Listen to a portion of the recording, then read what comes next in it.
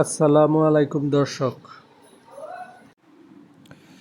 24শে September থেকে শিক্ষার্থীদের জন্য সপ্তাহে 7 দিনই বাসে হাফ পাস করা হয়েছে।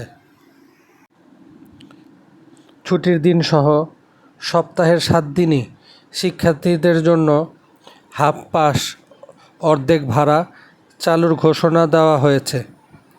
প্রতিদিন সকাল 6টা থেকে দিবাগত রাত 12টা পর্যন্ত শিক্ষার্থীরা বাসে অর্ধেক ভাড়া দেওয়ার সুবিধা পাবেন। এই জন্য শিক্ষার্থীদের ইউনিফর্ম পরা অবস্থায় অথবা সঙ্গে ছবিযুক্ত পরিচয়পত্র অবশ্যই থাকতে হবে। রাজধানী ঢাকাসহ দেশের সব মেট্রোপলিটন এলাকায় আগামীকাল মঙ্গলবার থেকে এই সিদ্ধান্ত কার্যকর হবে।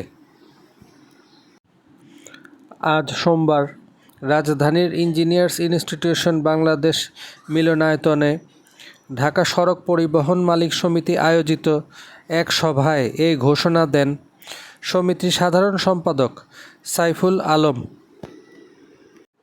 প্রথম আলো সহ সব দৈনিক পত্রিকা এই সংবাদটি প্রচার করছে।